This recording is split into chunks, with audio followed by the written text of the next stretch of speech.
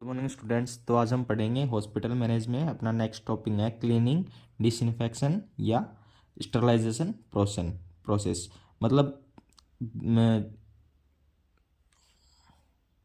इसका मतलब डिजीज़ को फैलने से कैसे रोका जा सकता है, साफ़ सफाई रखना, इसके बारे में हम हॉस्पिटल मैनेजमेंट में इसके बारे में पढ़ेंगे। नेक्स्ट टॉपिक अपना ये है। तो सबसे पहले आता है इसका इंट्रोडक्शन में आता है इसका हॉस्पिटल में स्टरलाइजेशन प्रोसेस एक इम्पोर्टेंट फैक्टर है। इंट्रोडक्शन क्या बोलता है? हॉस्पिटल में स्टरलाइजेशन एक इम्पोर्टेंट फैक्टर है। हॉस्पिटल में हाइजीन एंड क्लीननेस होने से क्रॉस इन्फेक्शन होने की रिस्क रिड्यूस हो जाती है। उसमें हाइजीन मतलब स्वच्छता और क्लीननेस मतलब क्लीन होने के कारण क्या होता है, क्रॉस इन्फेक्शन जो होता है उसकी रिस्क क्या होती है, कम हो जाती है। क्रॉस इन्फेक्शन होने के कारण कम हो जाते हैं। इसके बाद नेक्स्ट पॉइंट आता है अपना डेफिनेशन में क्या है? Sterilisation is a process by which an object become free of all micro organism. Sterilisation process है जिसमें एक ऑब्जेक्ट क्या होता है, फ्री ऑफ माइक्रो ऑर्गेनिज्म होता है।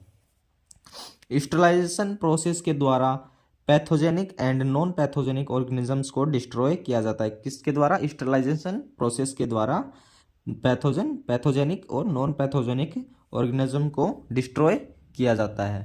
एम ऑफ स्टरलाइजेशन का क्या एम है, किस लिए हम स्टरलाइजेशन करते हैं?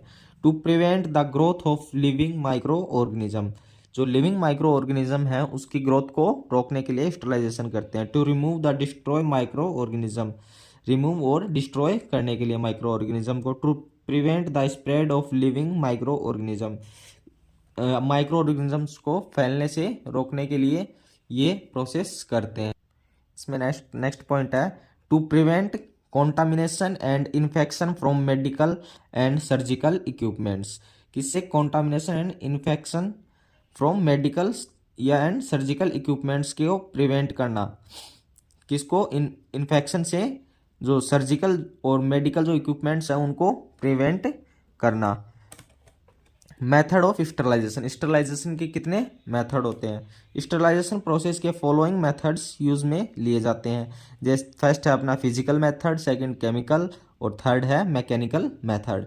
फिजिकल मेथड क्या होता है? फिजिकल मेथड के बारे में पढ़ेंगे। स्टरलाइजेशन के लिए इन्हें 3 टाइम के फिजिकल मेथड यूज में आते हैं, जैसे dry heat sterilisation, moist heat sterilisation और sterilisation by radiation. Dry heat में हॉट एयर के थ्रू किया जाता है, और मोस्ट हीट स्टरलाइजेशन ऑटोक्लेव और स्टरलाइजेशन बाय रेडिएशन के द्वारा जो स्टरलाइजेशन होता है उससे। फिर आता है केमिकल मेथड में आता है स्टरलाइजेशन के लिए 2 टाइप के केमिकल मेथड यूज में आते हैं, जैसे गैसियस स्टरलाइजेशन और स्टरलाइजेशन बाय डिसइंफेक्टेंट। गैसियस और स्टरलाइजेशन बाय डिसइंफेक्टेंट। नेक्स्ट है मैकेनिकल मेथड में स्टरलाइजेशन के लिए फिल्टर मेथड का यूज किया जाता है।